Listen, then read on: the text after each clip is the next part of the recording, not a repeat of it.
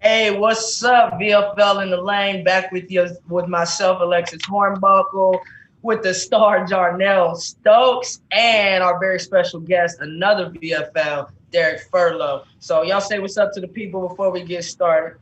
What's going on, people? Yeah, what's going on? My video not working today, but my girl Alexis always got me as usual. Yeah, we're gonna hold it down. That's what the VFL is. We family, we got each other's back. Thank y'all for watching on YouTube, Facebook, Twitter, and also if you just logged into the website on volunteerroadshow.com, we appreciate you. We thank you. Make sure you have your questions ready. Be ready to call in at 865-424-1342. We'll have all of that in the description for you. And also, definitely big shout out and big thank you to Hound Dogs of Knoxville on Kingston Pike and Tennessee Tap House. Make sure you go and buy local support. And let's get this thing going, man. We got Derek Furlow in the building, aka D-Lo. And our subject today really is just more than sports, beyond sports, okay? Bigger than sports, all right? That's what we're talking about. And everything is bigger than sports. I know that as athletes, we kind of start to define ourselves as, a basketball player, a football player, a soccer player. But, your destiny, your journey, and your purpose is definitely bigger than sports. And I think Derek is the perfect guy to talk about that as an author, as a speaker. Tell them a little bit about who you are, what you got going, and really why I came to you on this particular subject. Why you came to me?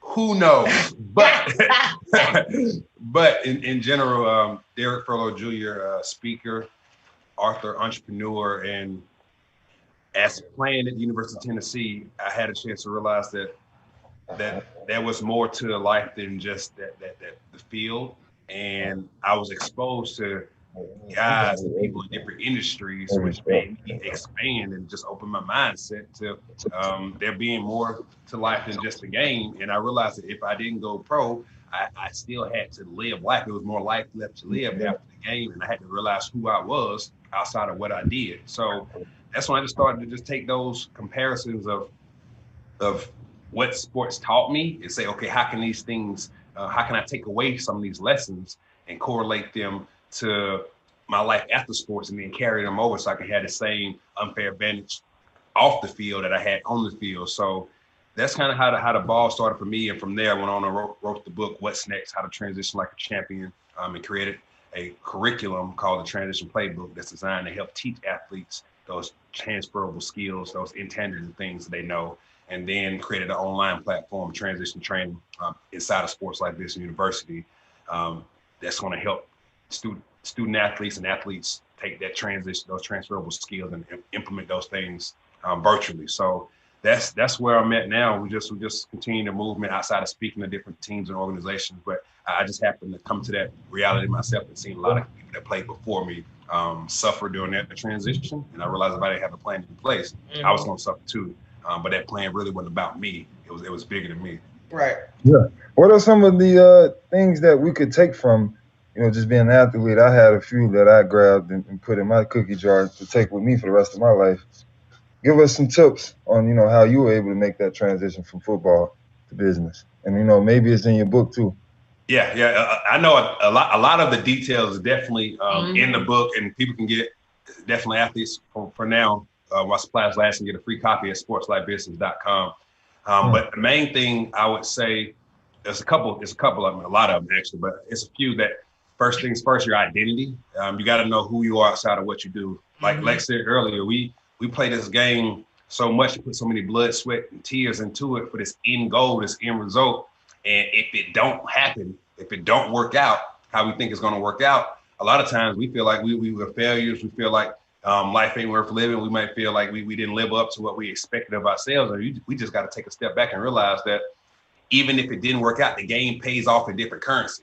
And a lot of times we got to check the currency. We assess our currency as an athlete as going pro, but that currency might pay off in relationships. It pays off on a stage. It pays off in a brand. It pays off in recognition. It can pay off in education. It can pay off in a lot of different things. And until we assess the currency that stage done gave us and how it can pay us back, that's when we can have that true success in our life after sports. But if we don't assess that currency of how the game done gave, how it done paid us back, because the grind always pays off. We just got to take the time to assess, okay, if I ain't go to the league, how did the game really pay me? What ways can I scale everything I done gave this game, this blood, this sweat, this tears, this 16, 17, 18 years of playing this game? How can I take that and use it somewhere else? So that was the first thing, is the identity. And then how I was able to take the identity piece and correlate it to that currency was, I call it the transition formula. And it's pretty simple. It's called takeaway plus correlate equals plus carryover equals successful transition. So I call it T plus C equals ST. And I just encourage athletes to think about their takeaways, whether it's in life, growing up, the adversities, the challenges, whether it's in sports. A lot of those biggest blessings or lessons are found in that adversity that we go through. So if you can figure out what those takeaways are, and once you know what those takeaways are, okay, how do you correlate them to where you're at right now, or where you're going in your future venture, your future career, or whatever that looks like? And then once you realize how you correlate it, you got to ask yourself, okay, how can I carry it over and implement it? And once you realize how you can carry it over and implement it, you can have your successful transition just like you did on the court, in the pool, on the track, on the field.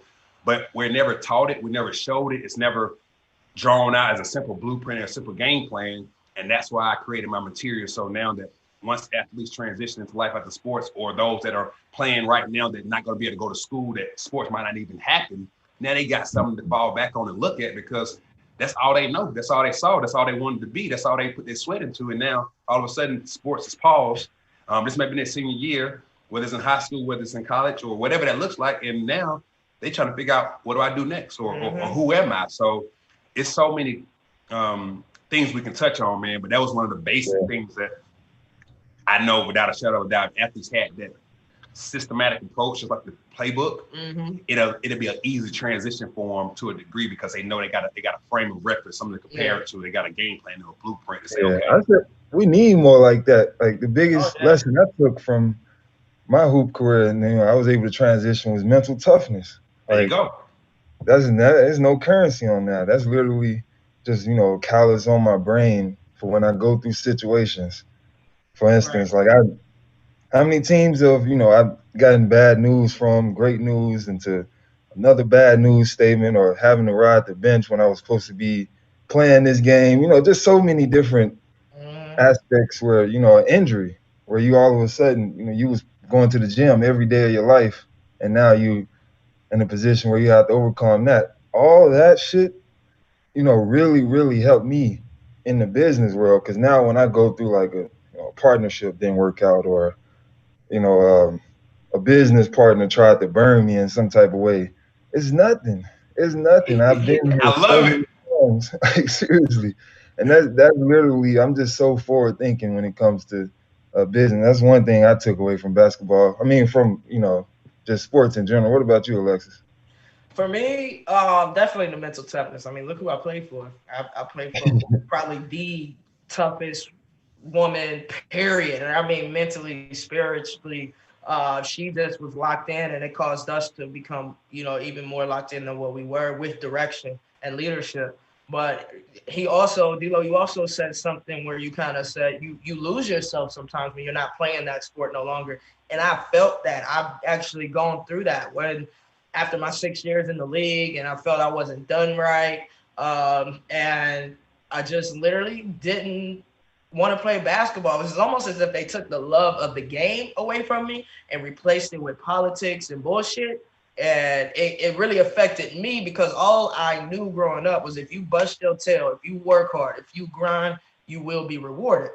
And that's not always the case, unfortunately. Does that mean you don't work hard and you don't grind? No, it just means you have to be prepared for failures, for roadblocks, for stop signs, for detours, for sure.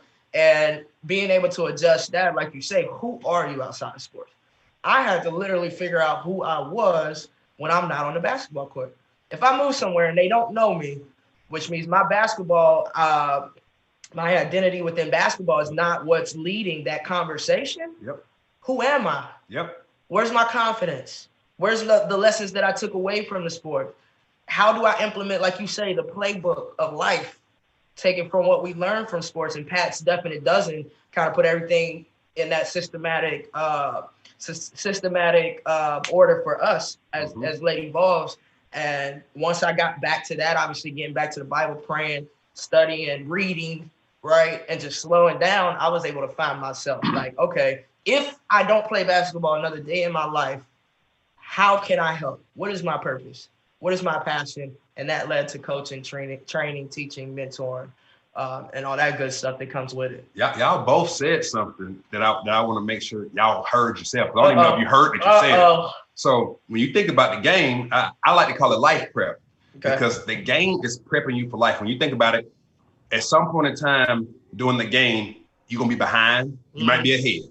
You may be starting. You may be benched. You may be hurt. You may be winning. You may lose at the buzzer.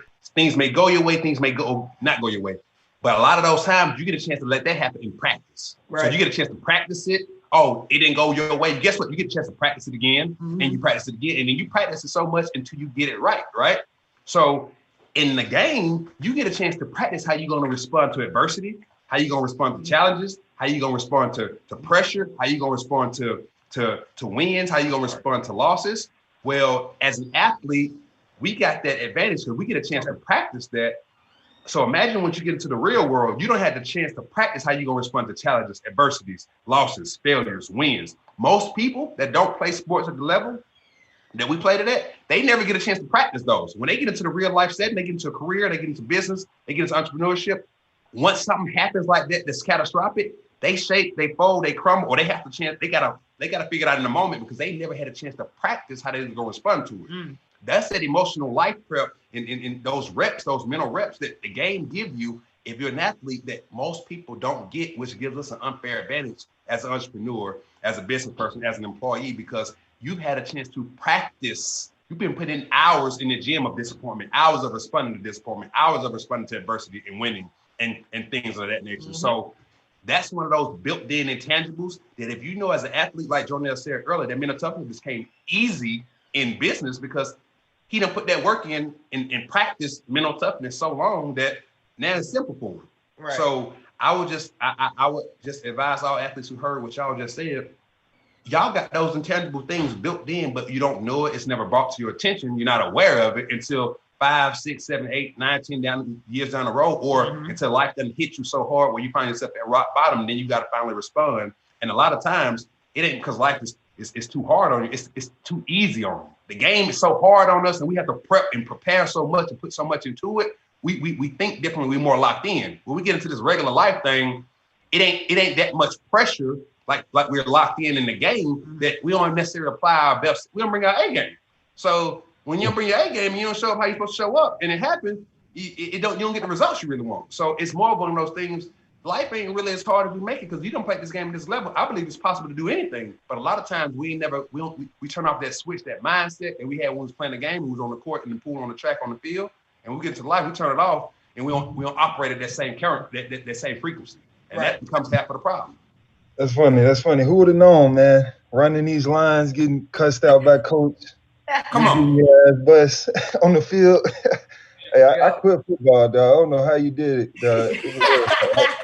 I'm 260, 6'8", man. I said, I in high school, literally just looking at, because I remember I was one of them boys who like came out of high school. I could have played both.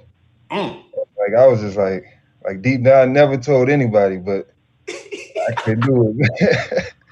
I'm gonna be real. And here you are saying that, put a callus on your brain in the future for like when you do business. That's what's up, man.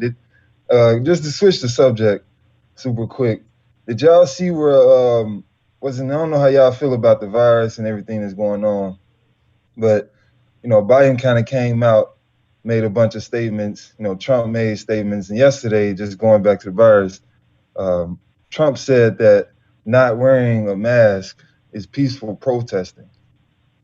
Do y'all agree with that? I don't know. I mean, he got a bunch of round of applause, Boz. He said it at a rally. So it's like, there's a lot of people that agree with that. Man, listen. Just to give a background, a lot of people believe that from the mask, and I'm wearing my mask, believe me, but a lot of people believe that that's going to turn into a passport situation. Then, you ain't going to be able to travel because if you didn't get a vaccine. and then it's gonna turn into a chip in your arm. It's just thinking 10 years down the road. That's where people are right now. And Right. I kind of side with Trump to fight that. I don't know if not wearing a mask is the answer, but apparently it's a huge issue right now. The president got a bunch of people agreeing. My thing about that is people say they don't want to wear the mask. They can't breathe. It's uncomfortable. It's hot, right? hmm And they feel like, well, what's the point? Trump says, oh, this virus isn't that serious. Don't do this, don't do that. And then people don't do that. And that's why we're not completely 100% back open yet, right? Because this was something that was, it's not a man-made virus. It is a man-manipulated virus. And so it's ironic that it comes, kind of in the heart of election time and whatnot. But my thing about the mask is if people are complaining, it's hot, I can't breathe in the mask, I don't need it. But yet we're sitting here saying I can't breathe because of police brutality, but Trump ain't talking about that. So that's where I stand on that. I myself wear a mask. I have asthma, so that's pre-existing condition. I'm not worried about that. But that's where I stand with that, Jarnell. And D-Lo, after you answer this question, boy, I got some, man, I'm reading a YouTube comment and we're going to touch on that. Let's touch on it. But answer that, D-Lo. So all I'm going to say is I don't watch the media because I believe there's a lot of narrative and propaganda that's controlling how we think. So I'm big on learning how to think for myself instead of being influenced on what to think. And when it comes down to it, I've seen a lot of stuff talk about this virus, this disease, and it's real. However, they've never talked about nutrition and taking care of yourself. So until they talk about that, I can't buy into none of the other stuff because I've been preparing my body for sickness and illness so long. It's like, bro, if I don't want to wear a mask, I don't want to wear it. If I want to wear it, let me wear it. But at the end of the day, they ain't talking about the stuff that's going to help you internally and fight it and being healthy people. So a lot of it's smoke and mirrors to me. So I just digress and just let them speak on what they want to speak on. Word. You wearing your mask though? I got some, but for the most part, I ain't really going around about it. I just had a green juice and a smoothie this morning. I doubled down on all the plant-based stuff I need. So if it's gonna come across me, bro, hey, if God said time to go, I'm ready to go. But in the meantime, I've been putting that good stuff in me. Yeah, let's go. Yeah, we talked about that last night. How this man is really so disciplined. He's been disciplined with his body, what he puts in it, his workouts, like all of that stuff, and it's just like he's really speaking the truth. Like I'm like, dude, you don't wear your mask, but he probably way healthier than I am, right? Yeah. Even without the asthma, take the asthma off the table because I don't do the necessary steps of getting all the nutrition that I need. You get what I'm saying? To help naturally fight off any type of cold or virus. So, do you think it could be a bigger plot to all this? It could. It is, Jarnell. Let's leave it. I feel that it is. It is. All right. Word. So no, you think it's worth not wearing the mask? I just lost you.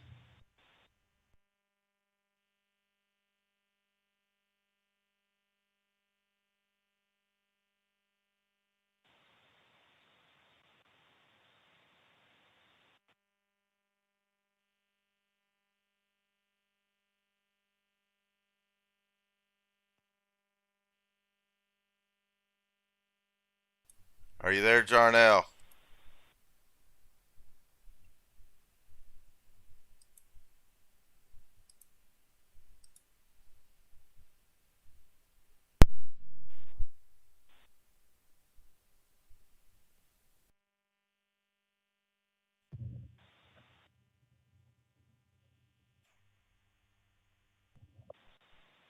Yep.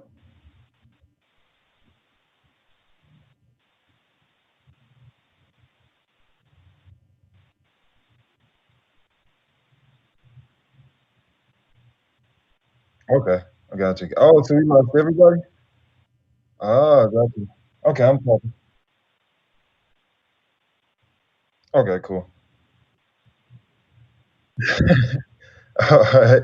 Yeah. So, so this isn't a sound check. This is more so we finishing up the show. Yeah, we lost Alexis and D-Lo. Oh man. All right. I'm sure they'll be back soon. But yeah. All right. So you want to talk? Give me what's going on in Knoxville? man, we got some merchandise we're going to start putting on the website. Billy and I went over to Franklin, got a trailer load of stuff, and we just want to help the Sam Strong Foundation we've started by selling merchandise. What is the foundation? Well, my son Sam was diagnosed with leukemia January of 2019. And we're putting together some athletes that started a 501c3 organization. And we're going to put some athletes on the board. And 100% of the money is going to go to families who are suffering financially. Like Sam's being treated at St. Jude. Great organization. They don't charge you a penny, Jarnell. Not a penny. They take care of you. They're great organization. But unfortunately, in today's society, you've got two parents punching a time clock, and it's a 2-income family. And when your child is diagnosed with leukemia, one of them has to quit. It's generally the mother, and you'll lose, $30,000, $40,000, $50,000 a year in income. But when you're today's society, there's credit cards, car payments, big house because you're making good money. And this comes out of nowhere. And these families, especially low income families, it's hard for them to make it. They're filing bankruptcy. They can't keep up with their car note or whatever. Or there's a lot of other we got them back, but I'll go ahead and finish what I was saying. But I'm on air, by the way, guys. I'm talking to Jarnell, but there's a lot of families out there that we want to give money to 100% directly. And I know D-Lo is involved in a leukemia organization, but we want this Sam Strong organization to give 100% of the money to a family. We'll pick a family. The board that I'm putting together with Billy will pick a family or two families to write a check to. We want the money we make off this merchandise, and a portion of it that comes in from advertisers will go to that foundation, and there will be zero administrative cost. We'll foot it ourselves, and we'll take donations, but we'd like to be able to raise money by selling advertising and merchandise, and that's what our website is geared up to. We've got Lexus really going to take over the Lady Vols. I ordered a ton of Lady Vols gear. And I think we'll be the big game in town when it comes to Lady Vols. And we want to feature a lot of different views, and a lot of voices that haven't been heard in sports media in the past. And that's what the Volunteer Roadshow wants to feature. But we got D-Lo back.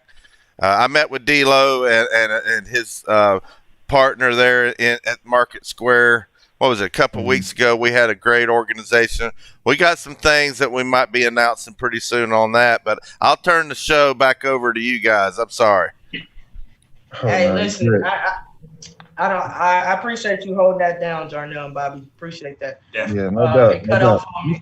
Y'all might not have paid my Wi-Fi, no lie. You still got those comment sections? Or did that What'd you say? Did the comment section turn off? Yeah, man. Like, hey, I need to get it together, get my shit together. But as I was saying, Spartan 300, and I'm going to respond to this from the bottom of my heart, bro. From the bottom of my heart. So I hope you're still on. I hope you're still listening. When you say first ball I see, take a knee, I will disown them. Number one, you don't own anybody. Who said that? Spartan 300 on YouTube. Let's start there. I need all the fans. I need even family and friends to understand. As athletes, y'all support us. You do not own us. Period. Let's start there. That was like a slave talk thing, so that really kind of pissed me off. But I'm gonna go back down. All right, I'm gonna go back down.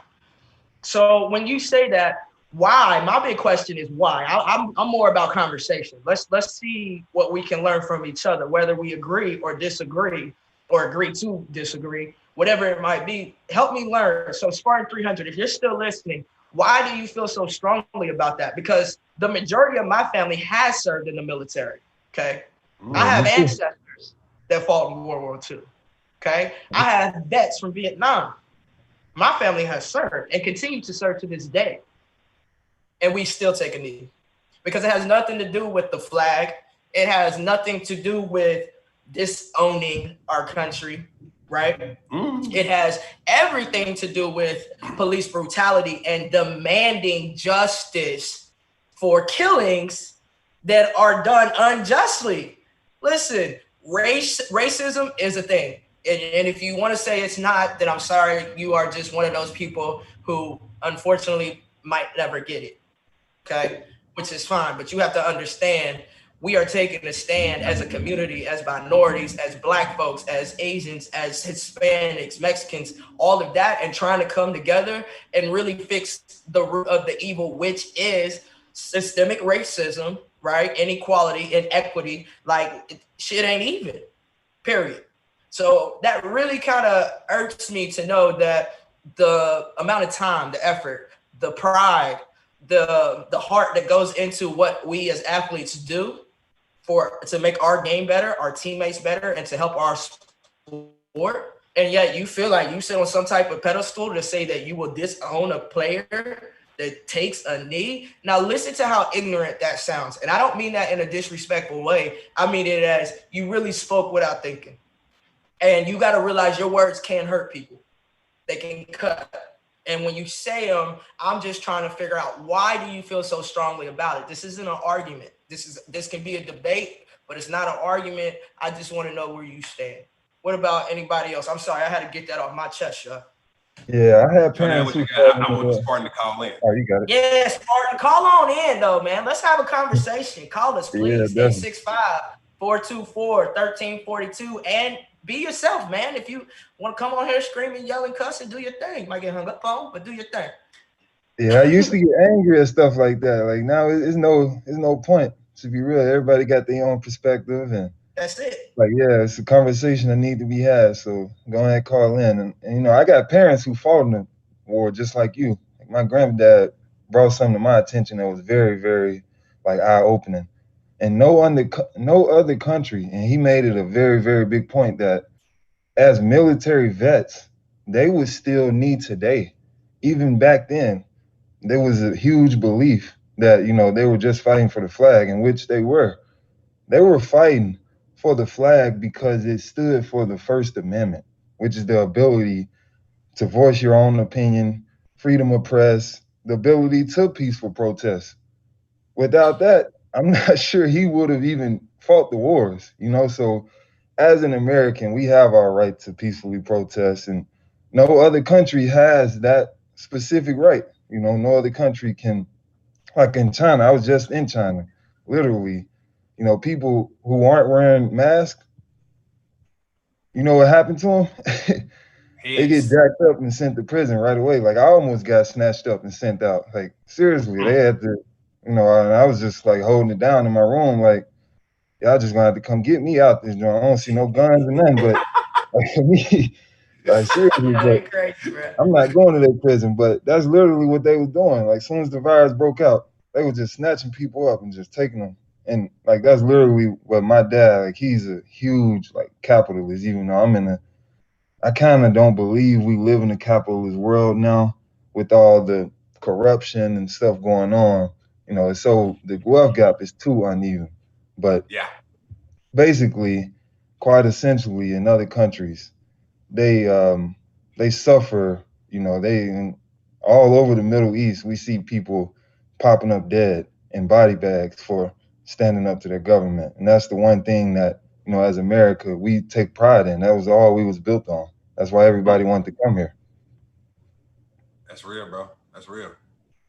Did Yeah. you just get another message from the Spartan guy? Because he didn't want to call in. He didn't want to call in. I really We wish. got an internet gangster right now. Okay. Come on, man.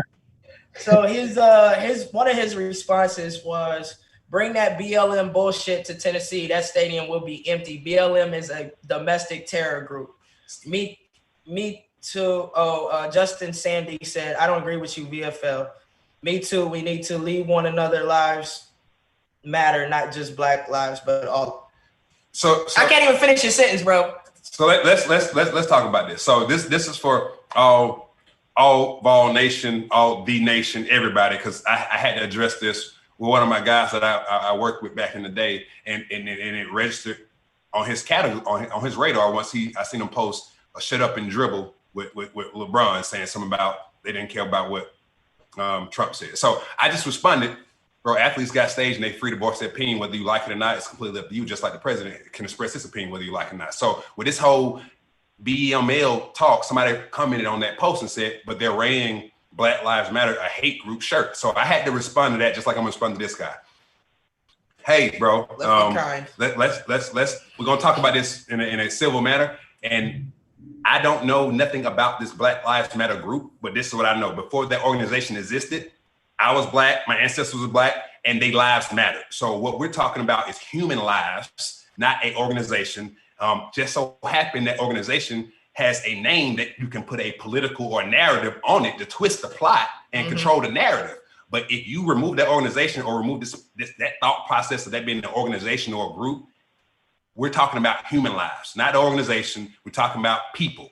So I don't know nothing about the organization. I don't care anything about the organization. But when I say Black Lives Matter, and when you say Black Lives Matters on anything from a person, we're talking about lives individually, real human lives, not organizations, not no group. So the narrative is being twisted, is being blown out of context. And what people are taking a kneel for is about the injustice and inequality.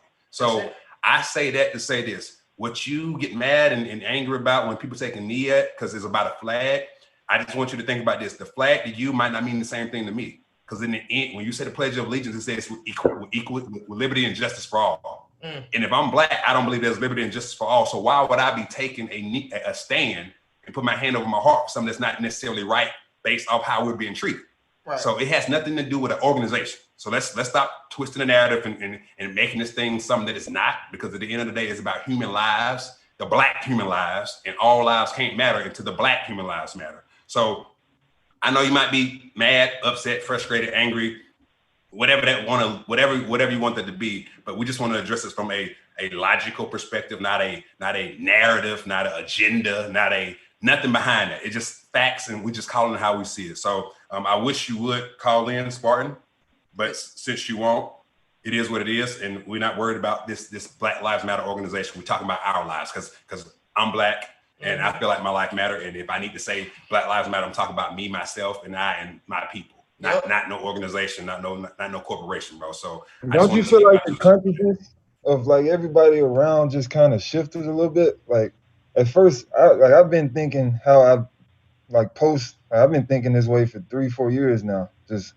in the truths, knowing a bunch of, underwhelming, a lot of the injustices, really why people were kneeling, as opposed to, the police brutality, just more on the higher scale.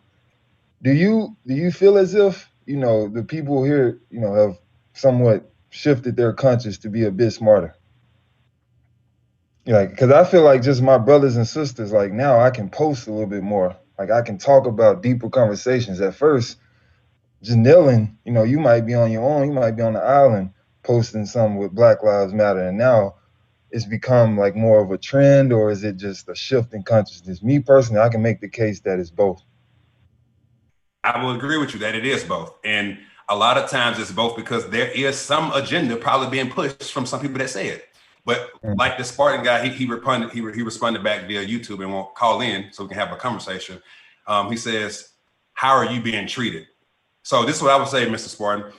Have you ever been Black? And do you have any Black friends?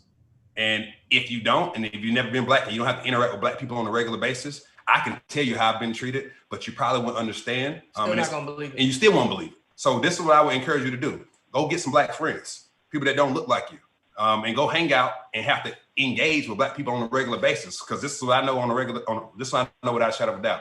There is a difference between how I think when I get pulled over and how you think when you get pulled over. There's a difference between how I think when I'm in certain environments and how you think when you're in certain environments. I have to think and move differently because I could be accused or feel that things might be put on me how I look, being Black with dreads. So that's been a thing all my life, and you wouldn't understand it. So for you to say that in your comments, how you've been treated, we can have that conversation and we can go into more detail about it. But I just encourage you to get outside your bubble, get outside your box, and be exposed to people that don't look like you, that's not where you're from, and maybe you'll get some exposure to, hey, everything ain't what you see, and everything is not what it looks like on TV. And nobody's trying to make an agenda, and it's not trying to be divided, but we're just speaking the truth of what's really going on. So I would just encourage you to just get some exposure, bro, and be open to realizing that you might not necessarily be right. But it's all good. Yeah, it's all good. And Jarnell, like you said, bro, I believe it's definitely both. Definitely both. And on top of that, Spartan, he said, "You're a human and I'm a human. We are the same. I judge people by their heart, not their skin color." And ideally, it really sounds like you get the concept. So I'm not trying to dog you for what you think or believe right now, because you're getting it. Yes, there's one race, the human race. It's not a black race, white race, orange race. It's not that. There's different ethnicities. There's different cultures. There's one race, right? But what we're saying is, if, for instance, the guy who pulled an AK-47 on the police officer, but yet lives, but you got Skittles in your pocket, you run in your neighborhood, you get pulled over as a black person and you die, and yet all lives matter. How? Why was his life more important, even though he was a bigger threat? And our life isn't important, the black lives that have been lost. When you do a wrong, when you walk into somebody's house and do a wrong raid at the wrong address and still kill a sleeping unarmed black woman, for me, it's hard to say all lives matter when the police officers are still walking free. The justice is not being served on it's equally. Zimmerman literally, and I've seen the pictures and I've seen some video, literally has autograph signings and signs boxes of Skittles. Of course, the whole line is white and he's smiling. What's funny about that? A young black man lost his life and you over here signing autographs because it's funny? Like, I want to believe all lives matter. But what we're saying is all lives can't matter until black lives matter. Until you stop taking people away from their families because they're Mexican, right? Or Hispanic. And then all lives will matter.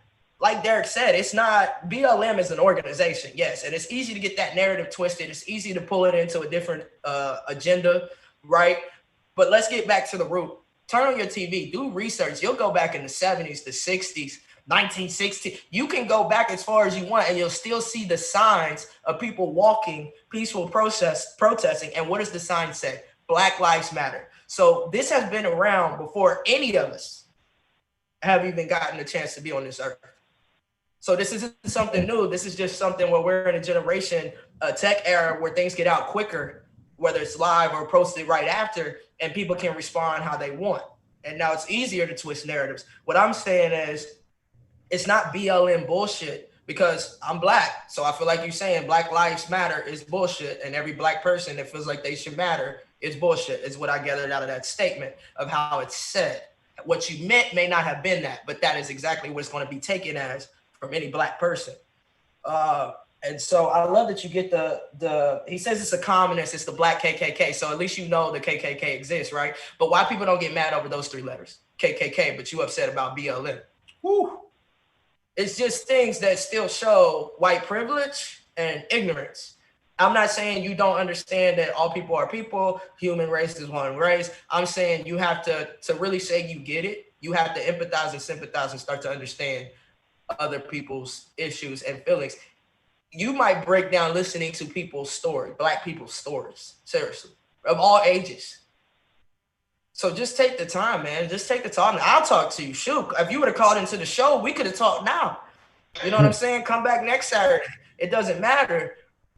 You need to have those conversations. I really encourage you to have those conversations and sit down. They will be extremely uncomfortable. You won't agree with everything. Whoever you're talking to won't agree with everything you're saying, but y'all may be able to learn something from each other.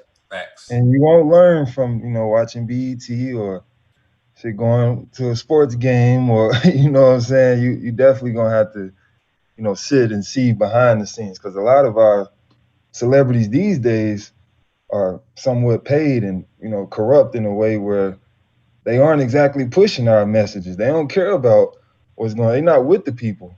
In a way, they're, a bit being used. But, I just say all that to say you should definitely, you won't find a perspective listening to rap music. You know what I'm saying? It's all a different, it's just real, So you have to get to know somebody that's really going through it, and you can just find a typical black person like me. Like I don't have to deal with the KKK no more, but in a sense, I do. Like I guarantee some of my neighbors is KKK. So I'm driving by, I get weird looks. I get people asking me, what you doing inside this area?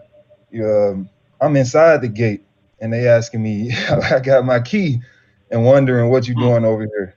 I have to deal with that, every other day. Another thing would be, just as a businessman, I'm having conversations with different white people and different people in general. And just as a former athlete, as a former black person, it just doesn't always get the same stick. You always have to walk around with that stigma. It's like you're fighting something underneath the surface. Now you can say it's all in my head, but I know what I've felt in the past. Like if you bring up a good ideal, or you make a comment and you counter what someone else said, boom, it could turn into, you may look more angrier than you really come off. Things, it's just everyone happen to have different neuro styles, and you won't understand another person's perspective through the media, through TV. That's my whole point. Yeah. That's I real, mean, bro. yeah, I agree with that, and we'll just wrap it up on that particular issue. Hey, listen, I'm not saying anybody that supports Trump, I automatically hate you, because you can't fight hate with hate. Hey, go vote. Period. Go vote. Everybody who sees what's really happening in the world, make sure you go vote. If you're in North Carolina, hell, I'll figure out a way to rent a van and take people to the voting post, bro. This is one of the most important elections that we've had. So, Justin and Spartan, I listen, we're gonna agree to disagree. All right. I appreciate y'all even watching. We still appreciate you being VFL fans and supporting the Volunteer Roadshow. So it's I'm never gonna say, oh, you know what, I'll never wear orange again because this person said something, and who's never played at that level, who hasn't gone the places that I've gone, who haven't had the experiences that I've had, who've had to, I've never said that if you vote for Trump, or if you think all lives matter versus Black Lives Matter right now, or if you're upset about BLM and not KKK, that doesn't matter to me. What matters to me is we can have a conversation and we can walk away from it. Either we've learned and grown, or we just walk away from it. Period. I mean, that's if you can't have grown conversations and be okay doing that, then you already live in a world where you put yourself above others. If you can kind of come to terms, because there may be things that a white person says, hey, this, that, and the third. I am born and raised in West Virginia, y'all. People ask all the time, there's black people there? Because there's so few. I live in Mooresville, North Carolina, y'all. Black population is probably about 3%. Okay? And I know all white people don't think black people are bad, or this, that, and the third, or they're a threat. And this, I live it. I went to Knoxville, Tennessee, another highly racist 3%. state. Oh yeah, bro. I've never been the majority, except for in the hood, in my neighborhood where I grew up, and if I go visit a homie in the hood. Like, that's it. I get it. I am well-rounded. We are well-rounded. Stokes, we are not your typical black athletes who only know sports. So no, we're not going to shut up and dribble. No, we're not going to sit here and be quiet. We're not going to be compliant with silence. We're going to speak our truth. We're going to speak out. And we want to educate. We want to love. We want to spread love, not hate. And if you really can never sit down and have a conversation, and there's no sort of love there, you never came with an open heart and open mind. I mean, that's just really what it is. But before we wrap this up, D'Lo, you got anything that you want the people to know, where to find you, what to look for, what's coming, all that good stuff, man? As far as finding me, you can find me on Instagram, Facebook, Twitter, LinkedIn, YouTube at Derrick Furlow Jr. That's DerrickFurlowJr. And as far as what's coming, we got the book out. We got some new updated online programming that's going to help people transition. It's designed for athletes, but the content at the end of the day, I've heard from the streets that it's a good program to help people transition in any transition. And right now, I believe we're in one of the biggest transitions that a lot of us will ever face here in 2020. So as far as the book, get your hands on our book. It'll help you if you're facing any transitions right now. It gives a lot of details on how to go and overcome those things. But as far as what's coming, some online programming will be there. So if you are facing some more challenges and adversity and you need some insight, some of that sports insight that can give you that winning advantage in life and in business, those will be some programs for you. But you can find it at DerekFellow.com. Absolutely. Jarnell, you got anything for the people before we start to fold this up? Hey, nah, man, very good show. My man Derek, I've been knowing you for about 3 years now. I look forward to seeing what y'all do at Hunger Games. I said Hunger Games, X Hunger too. Now, hey, hit me up on that. I want to be a part of it. So we're Will cool, do, bro. No doubt. Appreciate it. Yeah, Yeah. you called it right. We did have a Hunger Game. Hey, that's what's up, man. But yeah, I appreciate the time, y'all, man. We're really just to recap and let everybody know, man. It's really, I'm not about any political parties or I do stand for Black people because I'm Black, but more than anything, I stand for one humanity and just as a show progress, we plan on having different minds and different professional who can debunk certain myths and have good controversial conversations like Derek today. So yeah, I definitely look forward, and they'll be here on every Saturday. You can take us, Alex. Man, all right, man. Thank y'all again for watching us, whether that was on the volunteerroadshow.com. Not only can you catch all of the VRS platforms and podcasts, but you can also get your gear. A lot of that is coming soon. We do have Lady Ball mask, checkerboard mask, and UT logo mask already available. Thank you again to Hound Dogs of Knoxville and the Tennessee Tap House.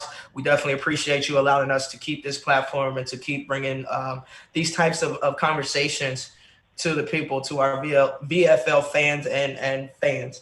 So thank y'all again. It's been real good. I enjoyed today's conversation because I like to have these uncomfortable conversations. And y'all just remember, man, go vote. Number one, vote for what you believe in, vote for what you believe is right. And that's it. And if it's going to be one or the other, and I can't say that we're necessarily looking at two of the greatest candidates, but and I understand that, so I'm not one of them people just anti-Trump. This is the best guy. Yeah, man, it's the lesser of the evils, but it is what it is. But go vote. Be kind to people. I mean, my shirt. Thank you, Orange Mountain Designs. Out of all the things you could be in this world, be kind. Lady Balls, Tennessee. I really believe that. I know we all do. So thank y'all. We hope you tune in. Check out DerekFurlow.com. volunteerroadshow.com, and also you can catch me coming up Monday 7 p.m. And another Lady Vol host, Jamel Johnson, on the Collective Unfiltered. We look forward to seeing y'all and appreciate y'all tuning in today. Peace.